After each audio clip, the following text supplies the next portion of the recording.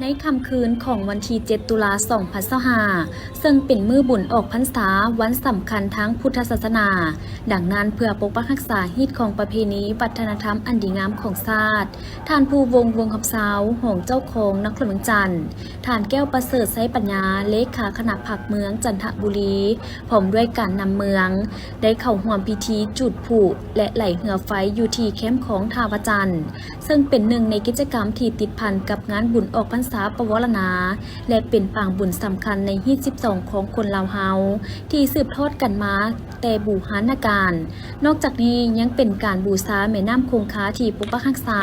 และมีคุณค่าต่อทุกสิ่งที่มีชีวิตเป็นต้นแม่นมนุษย์และชีวนานาพันธุ์พร้อมเดียวกันยังเป็นการเฮ็ดให้การจัดงานบุญออกพรรษาปวารณาและสวงเหือประจำปี2025ที่ทาวจันทร์มีบรรยากาศที่คึกคืนมวลซื่นและเต็มไปด้วยความสวยสดงามซึ่งประเพณีไหลเหือไฟบ่เพียงแต่เป็นพิธีกรรมทางศาสนาเท่านั้นแต่ยังเป็นเทศกาลสำคัญที่ดึงดูดมวลชนและนักท่องเที่ยวทางภายในและต่างประเทศให้เดินทางมาเที่ยวชมความงดงามของสีสันเหือไฟต่างๆติดพันกับพิธีจุดพลุและไหลเหือไฟแล้วบรรยากาศของงานบุญในตอนค่ำคืนก็แม่นคึกคืนเป็นพิเศษซึ่งได้มีมวลชนจากทุกสารทิศได้เข้ามาเที่ยวชมงานบุญอย่างคับค้าหนาแน่นเฮ็ดให้สถานที่ที่กว้างขวางก่อขับแคบลงทันทีมาเที่ยวบุญสูงเหือปีนี้คือว่ามวนหลายมาหลายคนที่สุดแล้วก็งานบุญสูงเหือปีนี้มันคือคืนก็ทุกๆปีคนหลายเครื่องก็หลายมีแต่ทึกมกทึกใจทวนทั้งแนวเนาะแต่มีขายรถขายทุกอย่างที่ว่าผู้ใดสนมุกสนใจก็เชิญมาเที่ยวเด้อเที่ยวบุญเด้อม่วนหลายที่ว่าเนาะบรรยากาศบุญสูงเหือปีนี้นี่ก็เห็นว่าสภาพคึกคืนหลายเพราะว่าปกตินี่คือเขาเห็นแหละว่าช่วงเพิ่นจุดบังไฟดอกนะคนบ่หลายคือปีนี้ที่ว่าคนนี่หลายที่ว่าเป็นโอกาสดีที่ว่าฝนกับบ่ตกแดดเนาะอากาศก็พอดีพองาม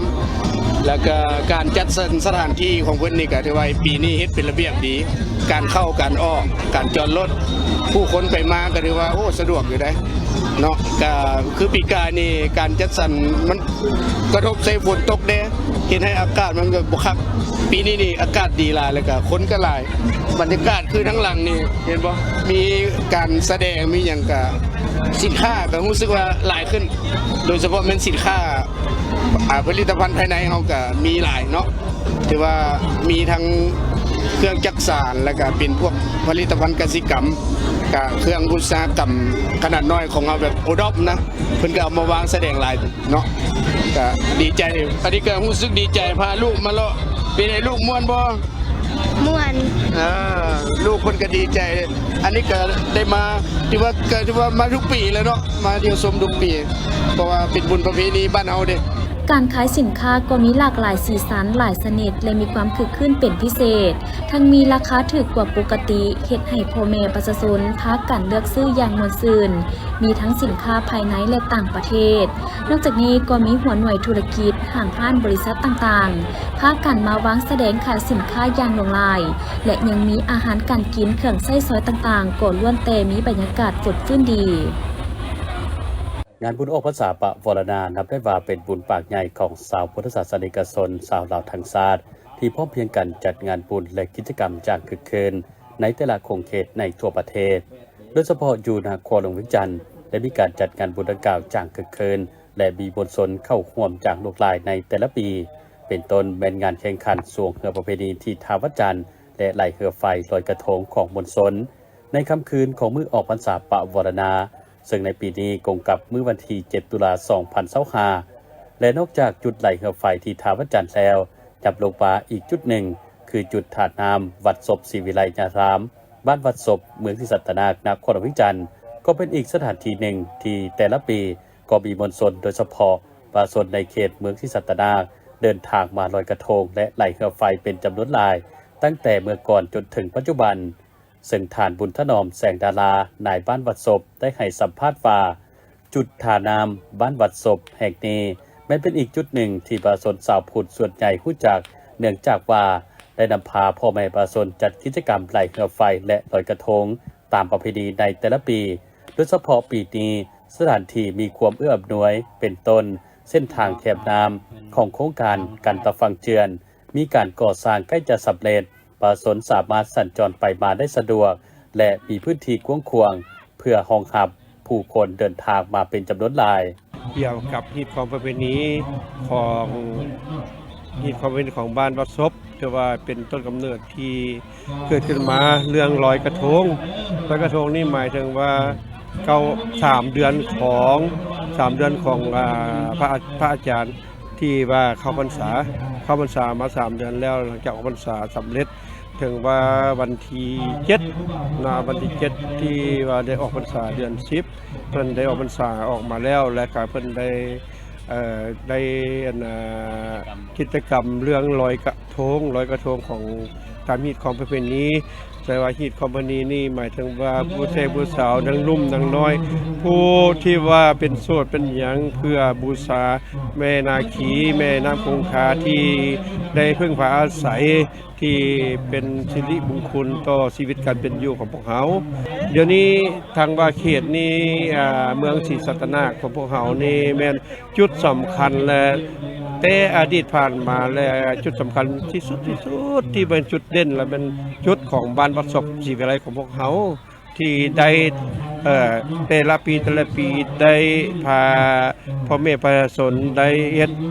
ตกแต่งทางลงและก็เพื่อให้พ่อแม่ประชาชนไปรุ่นสาวนุ่ม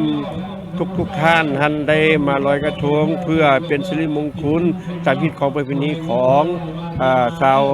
วฮีตของประเพณีของชนเผ่าลาวของพวกเราเนาะนอกจากนี้พระอาจารย์บุญเลิศสัญญวงศ์เจ้าที่การวัดศพศรีวิไลยารามก็ได้ให้สัมภาษณ์ว่าการจัดกิจกรรมไหลเรือไฟและลอยกระทงอยู่ที่ฐานน้ำวัดศพแห่งนี้แม้นเป็นกิจกรรมหนึ่งที่จัดขึ้นตามฮิตของประเพณีและในแต่ละปีก็ได้มีการตกแต่งสถานที่ประดับประดาและรูปสัญลักษณ์ที่แตกต่างกันไปเพื่อประดับประดาให้มีสีสันสวยงามต้อนรับแขกคนและนักท่องเที่ยว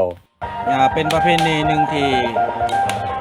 เขตส่วนมอญของพวกเราได้เสื่อถือกันมายาวนานตั้งแต่โบราณในการจนมาฮอดปัจจุบันหรือว่าภายหลังที่ได้มหาบวรณาออกพรรษาในต้นแรงออกต้นญาติโยมพร้อมด้วยครูบาอาจารย์ภายในวัดศพของพวกเราพร้อมด้วยเพื่อนใกล้ชิดมิตรใกล้เคียงแต่ได้นำพากันมาลอยกระทงเพื่อบูชาแม่น้ำคงคากับวรวมวัดเฉพาะคือแม่น้ำคลองเพื่อบูชาพญาครุฑพญานาคและสิ่งศักดิ์สิทธิ์ทั้งหลายที่อยู่ตามแม่น้ำลำเสเพื่อที่จะปกปักรักษา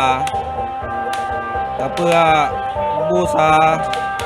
หลังจากการบูชาพญาครุฑพญานาคแล้วการลอยกระทงก็เป็นการที่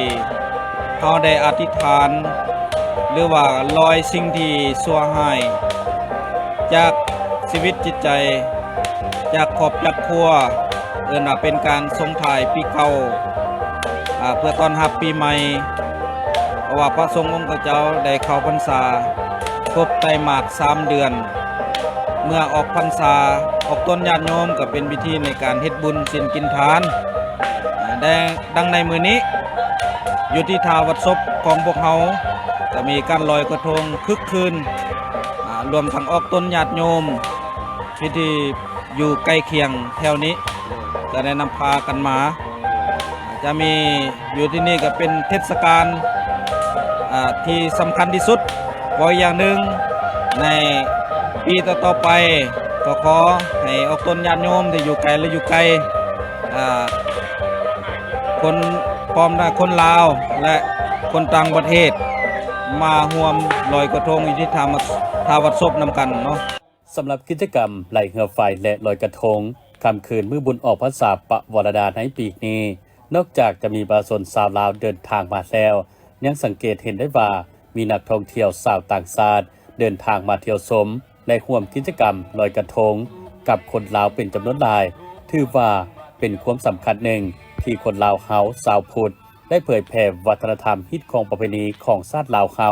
ให้กับคนต่างชาติได้เห็นได้สัมผัสและรู้จักกับประเพณีลาวหลายขึ้น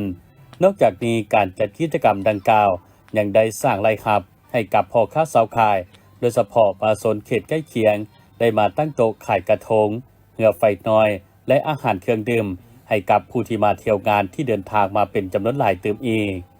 ในงานบุญออกพรรษาปวารณาสวงเหือทาวจันทร์ในปีนี้ทั้งองค์การกระแดงแห่งชาติลาวได้นำพาพนักงานและอาสาสมัครกู้ภัยหลายกว่า40 คนไว้หับไส้พ่อแม่ประชาชนที่มาเที่ยวงานบุญสวงเหือทาวจันทร์ตั้งแต่เวลา 8:00 น. จนถึงเวลา 18:00 น. หรือตลอด24 ชั่วโมงในนี้มีจุดประจำการไว้คอยบริการให้ทั่วถึงจำนวน5 จุดคือ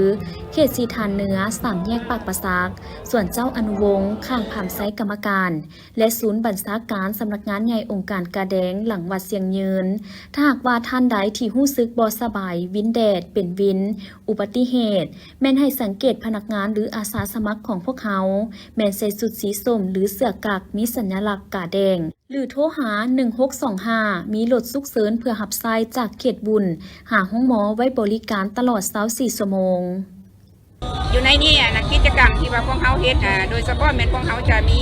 เขาจะตั้งเป็น5 จุดเนาะจุดที่1เลยเป็นจุดอยู่นี่จุดอยู่แปะขามไซเนาะและจุดที่2เลยเป็นพวกเขาอยู่ทางปากประซักหันและจุดที่3ก็เป็นอยู่จุดสีฐานเหนือแล้วก็จุดที่4อยู่ส่วนอนุวงศ์หันและจุดที่5ก็เป็นอยู่องค์การกระแดงแห่งชาติลาวแปะใกล้เสียงยืนเนาะและในนี้พวกเขาก็ได้เขาเอิ้นว่าช่วยเหลือชุมชนหรือว่าทหารตำรวจหรือพนักงานต่างๆเนาะหรือว่าประชาชนก็จะมาบุญชมงานนะจะมีบางคนก็เป็นลมเป็นวินสิเนาะหรือว่าเป็นถึกบ้าถึกหยังเนาะแล้วก็พวกเขาก็แล้วก็มีคนเจ็บพวกเขาก็ช่วยไปห้องหมอเนาะพวกเขาก็มีหน่วยงานอัมบูลันเนาะหรือว่ามีรถส่งหมอและในนี้พวกเขาได้เฮ็ดพันมาเป็นเขาแจกยาดมเนาะให้ประชาชนท่านแล้วก็แจกย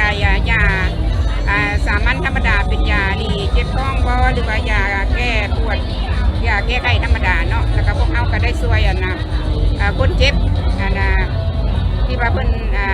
นั้นแล้วพวกเขาสามารถส่งห้องหมอเนาะอันนี้คนเจ็บแล้วก็พวกเขาก็สามารถที่มารับใช้ประชาชนเรื่องการปฐมพยาบาลหรือวันอื่นนะก็ประมาณได้500 กว่าคนแล้วในนั้นมีหญิงประมาณ200 กว่าคนนี่เนาะนอกนี้ท่านยังได้เรียกร้องมายังพ่อแม่ประชาชนผู้ที่มาเที่ยวชมจงมีสติระวังตัวตื่ม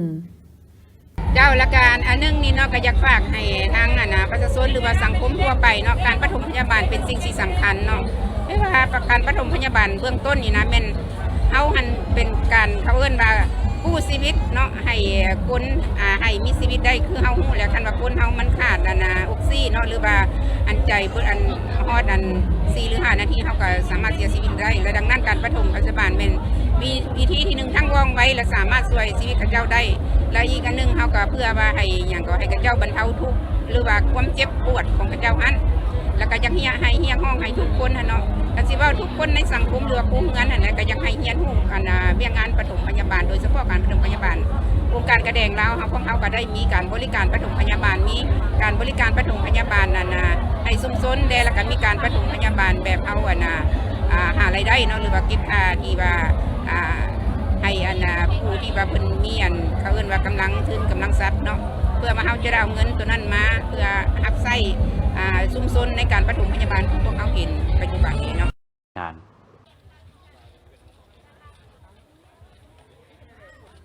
สบายดีท่านผู้ชมวันนี้ทีมข่าวโทรภาพนครหลวงจันทร์จะพาทานมาเที่ยวชมบรรยากาศในการวางแสดงและขายสินค้าในบุญทรงเหือทาวจันทร์ประจำปี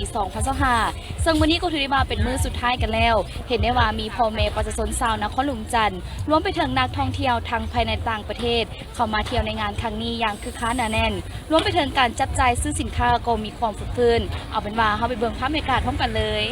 งานบุญออกพรรษาปะโวลนาสวงเหือประเพณีที่ทาวัดจันทร์เมืองจันทบุรีนครหลวงจันทร์เป็นหนึ่งปังบุญใหญ่ที่มีความหมายความสำคัญหลายทั้งเป็นบุญประเพณี ที่นอนอยู่ในฮีต12ของ14ประเพณีลาวตามปกติก็แม่นจัดขึ้นทุกๆปีซึ่งปีนี้ก็เช่นเดียวกันกับปีผ่านๆมานั่นก็คือยังมีมวลชนทั้งภายในและนักท่องเที่ยวต่างประเทศที่ให้ความสนใจหลั่งไหลเข้ามาเที่ยวชมงานบุญเป็นจำนวนหลายและคือคืนมวลซืนและในมื้อสุดท้ายของงานบุญดังกล่าวนี้ก็ยังมีหลากหลายกิจกรรมเพื่อให้มวลชนได้เที่ยวได้ชมและหนึ่งในสินค้าที่เป็นเอกลักษณ์ของงานบุญต่างๆที่ขาดบ่ได้ถ้ามีงานบุญก็ต้องมีข้าวหลามปิ้งไก่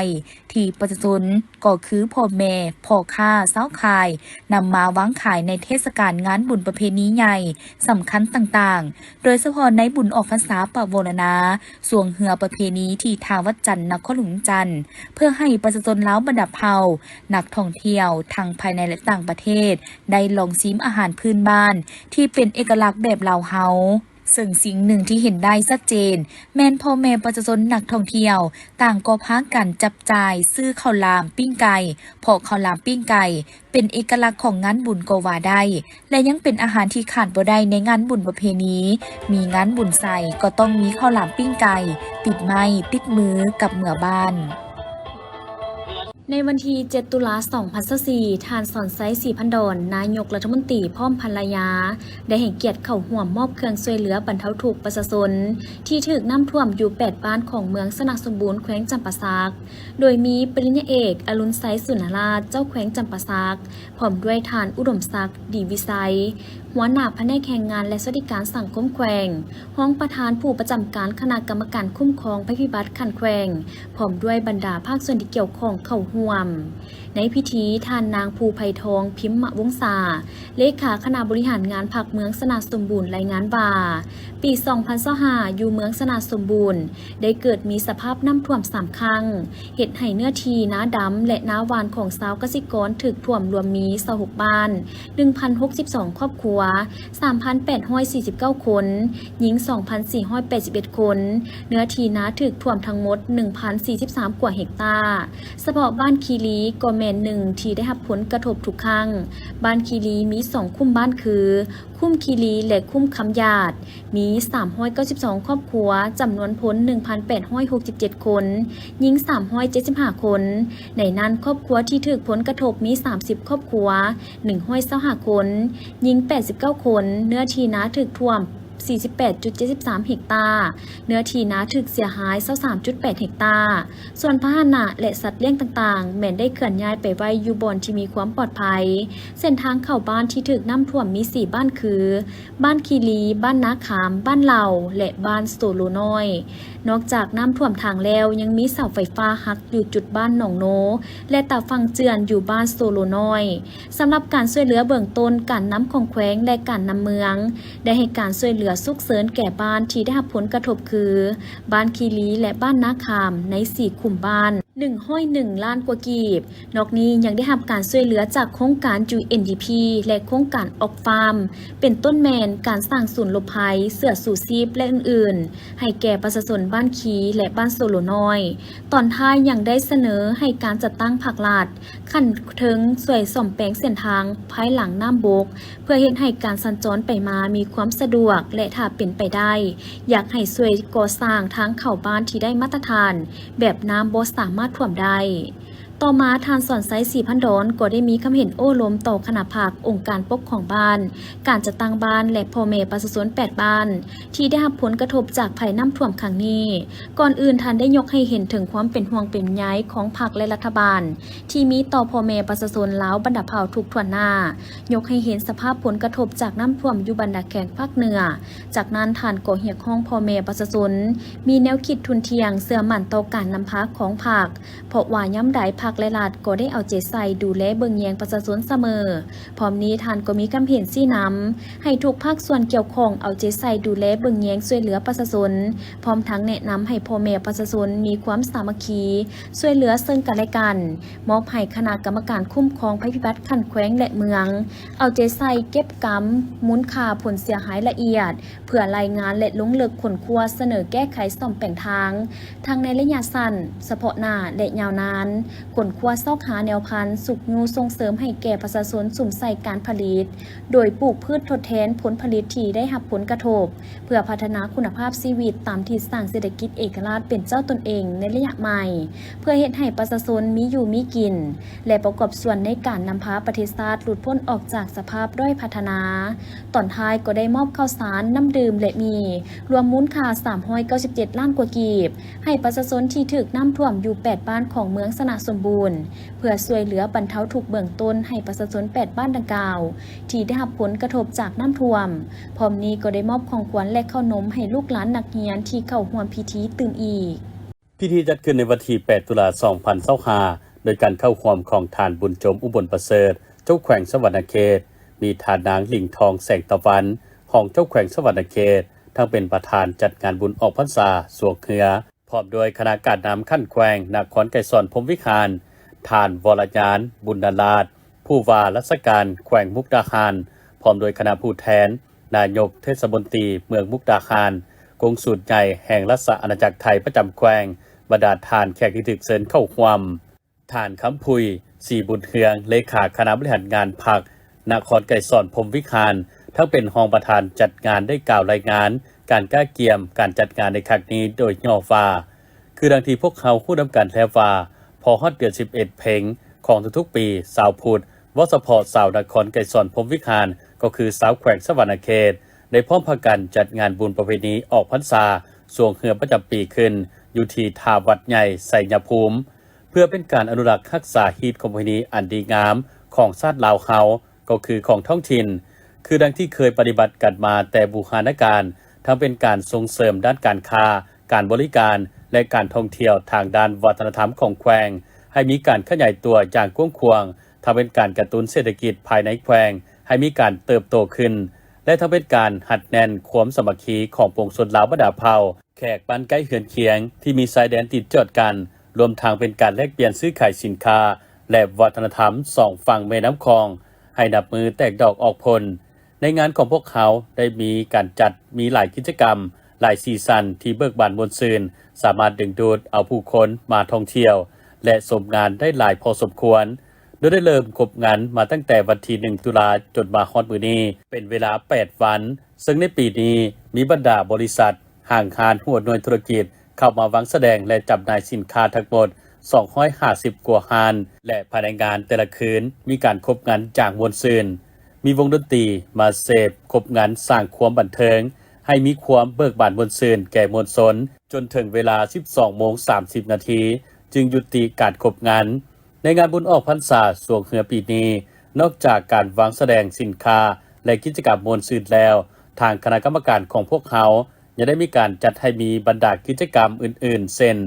วันที่7ตุลาได้มีการใส่บาตรพระสงฆ์108องค์ตามฮิตของประเพณี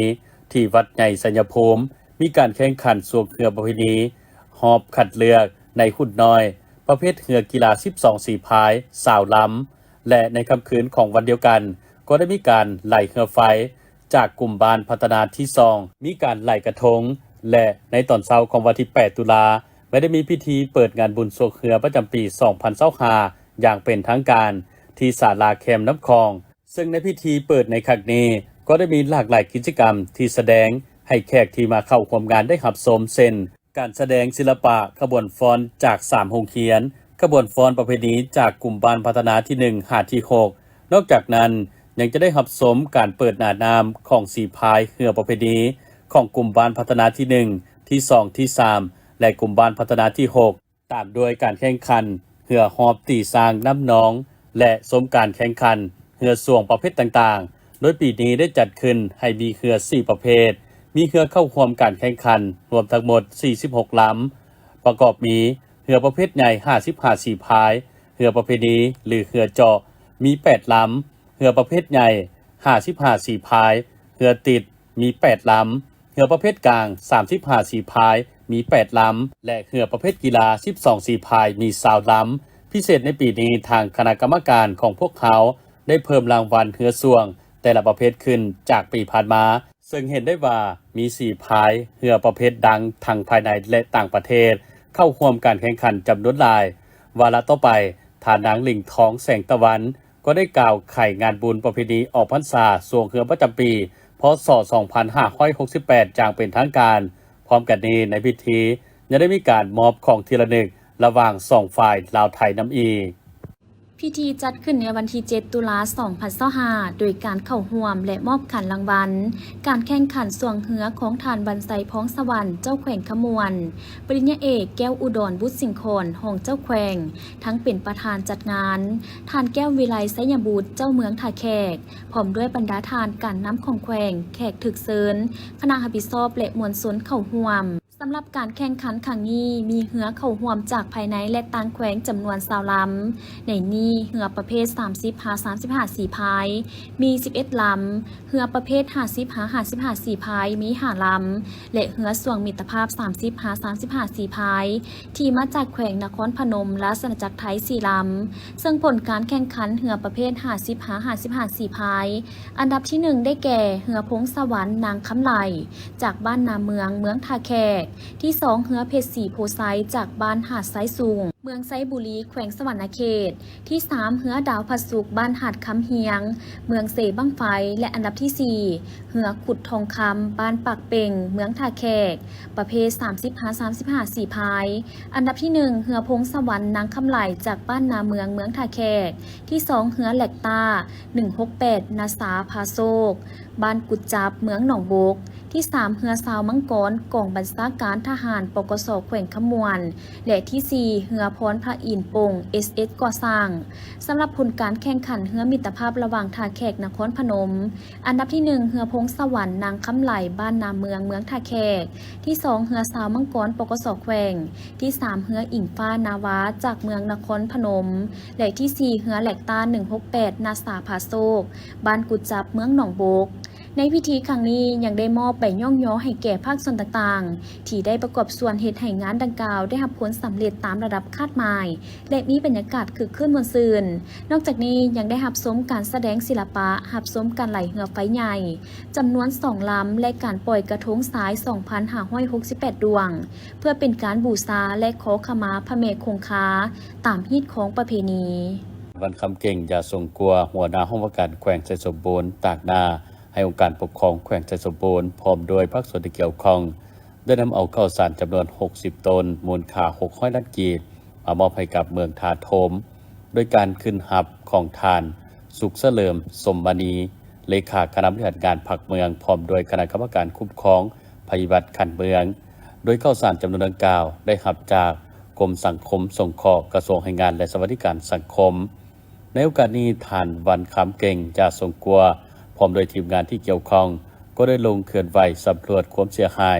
จากภัยธรรมชาติจากพายุบัวลอยเป็นต้นพื้นฐานโครงสร้างถนนหนทางไฟฟ้าคมนาคมชลประทานขัวอูนาที่อยู่อาศัยและผลผลิตอื่นๆที่ได้รับผลกระทบในโอกาสที่เดินทางนำเอาเครื่องมามอบให้กับพ่อแม่ประชาชนในครั้งนี้โดยเฉพาะครอบครัวที่ได้รับผลกระทบทางด้านที่อยู่อาศัยเรือนไหลน้ำท่วมเรือนดินเจือนถมเพื่อบรรเทาทุกข์เบื้องต้นครอบครัวดังกล่าวมีบ้านเพียงตาบ้านนาทรงบ้านสันภูไซและบ้านเสียงคงโดยการขึ้นหับของพ่อแม่ประชาชนครอบครัวที่ถูกผลกระทบดังกล่าวโดยเป็นสักขีพยานขององค์การปกครองบ้านและภาคส่วนที่เกี่ยวข้องเข้าร่วมจากนั้นทานวันคำเก่งยาทรงกลัวและทานสุขเสริมสมบันีก็ได้ให้การโอลมต่อกับพ่อแม่ประชาชนและองค์การปกครองบ้านเพื่อให้วิกฤตในครั้งนี้ผ่านพ้นทานเหตุของบางอย่างองค์การปกครองบ้านพ่อแม่ประชาชนจงมีความสามัคคีช่วยเหลือซึ่งกันและกันติดตามการรายงานข่าวแจ้งข่าวที่เป็นทางการอย่าลงเชื่อกลอุบายของกลุ่มคนบ่หวังดีเพื่อสร้างความแตกแยกความสามัคคี พิธีจัดขึ้นในวันที่ 6 ตุลาผ่านมาโดยการเข้าร่วมของทานบุญตีสิทธินนทองประธานโรงเรียนปัฒนา มีผู้อำนวยการโรงเรียนพร้อมด้วยครูอาจารย์นักเรียนและแขกถึกเชิญเข้าร่วมทานบุญตีสิทธินนทองได้ยกให้เห็นประวัติวันครูแห่งชาติ7 ตุลาว่าปี 1905 ทั่วประเทศมีโรงเรียนเพียงแต่2 แห่งคือหลวงพระบางและเวียงจันทน์คนลาวได้เข้าเรียนแม่นมีหน่อยเต็มทีในจำนวนดังกล่าวมีคนลาวสื่อเท่าคำได้เรียนจบห้องที่1ป .6 ปี 1907 ท้าวคำได้เข้าร่วมการอบรมซึ่งถือว่าเป็นครั้งทำอิฐในประวัติศาสตร์ของชาติลาวที่ได้มีการจัดอบรมครูภายหลังอบรมสำเร็จมาถึงวันที่ 7 ตุลา 1907ท้าวคำเริ่มเป็นครูสอนย้อนพวกลาเมืองขึ้นแบบเก่าเห็นอิทธิพลของพระสงฆ์ในเวียกงานการศึกษาพวกเขาจึงได้หันนโยบายเพื่อพันขยายโรงเรียนให้กว้างกว่าเก่าด้วยรูปการเปิดโรงเรียนสร้างครูสงฆ์ขึ้นในปี 1907 ที่วัดจันทร์ซึ่งประกอบมีพระสงฆ์ 50 กว่าองค์ได้เข้าเรียนท้าวคำก็เป็นครูสอนอยู่โรงเรียนสร้างครูสงฆ์แห่งนั้นย้อนจิตใจหักศาสตร์ในครูคำในเวลาที่สอนอยู่โรงเรียนในครูคำได้เอาใจใส่ศึกษาให้พระสงฆ์ที่จะไปเป็นครูให้มีความหักศาสตร์ลาวบ่ให้สัญชาติลาวเสื่อมเสียย้อนพระสงฆ์ได้รับการฝึกอบรมศึกษาอยู่ที่โรงเรียนคือเส้นนั้นภายหลังที่พวกเพิ่นเรียนจบการอบรมแล้วก็มีพระสงฆ์หลายองค์บ่ได้ไปเป็นครูเพื่อรับใช้นโยบายการศึกษาพวกลาเมืองขึ้นแบบเก่าปี 1949 ครูคำได้เจ็บป่วยและได้เสียชีวิตย้อนพยาธิของเพิ่นเองอยู่ที่ศรีทารามประเทศไทยดังนั้นเพื่อเป็นการสำนึกถึงคุณงามความดีของครูในสังคมได้กลายมาเป็นพฤติกรรมตัวจริงจึงเห็นความจำเป็นต้องกำหนดให้มีวันครูแห่งชาติขึ้นโดยถือเอาวันรับราชการของนายครูคำที่แม่นครูที่มีสัญชาติลาวคนทำอิฐในวันที่ 7 ตุลาเป็นวันครูแห่งชาติในพิธียังได้รับชมการแสดงศิลปะวรรณคดีของนักเรียนและได้มอบไปย่องยอให้บรรดาครูอาจารย์ที่ประกอบส่วนซิสอนดีเด่นตื่มอีก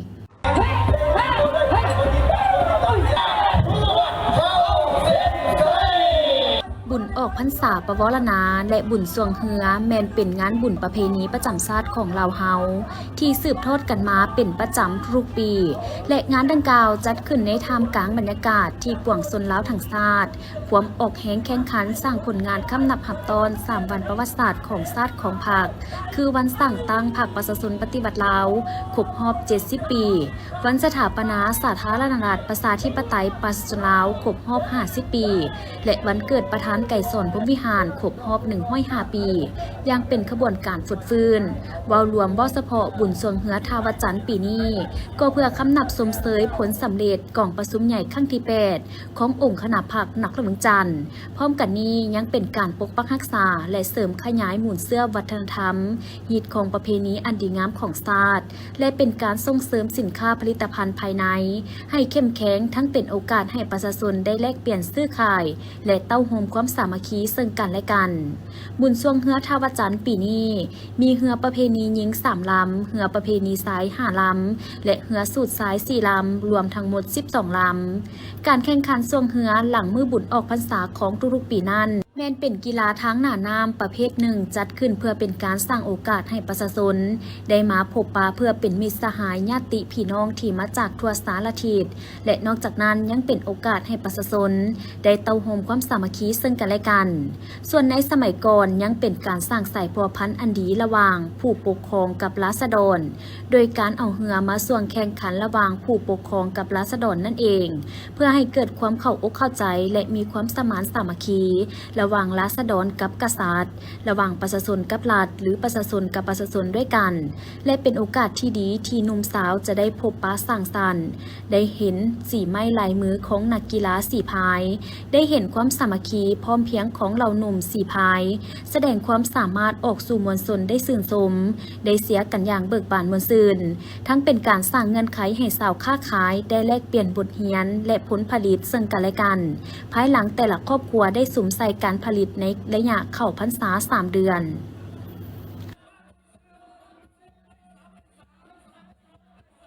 สำหรับพิธีมอบรางวัลการแข่งขันสวงเฮือประเพณีในงานบุญออกพรรษาประวรณาประจำปี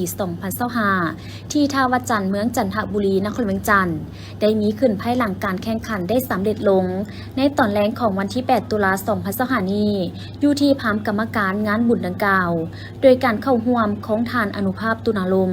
คณะเลขาธิการศูนย์กลางภาคเลขาคณะภาคนครเวียงจันทร์มีบรรดาทานหงเจ้าของนครเวียงจันทร์ทานเลขาคณะภาคเมื มืองจันทบุรีพร้อมด้วยการนำนักเมืองจันทร์และเมืองแขกถึกเซินและภาคส่วนที่เกี่ยวข้องเข้าร่วม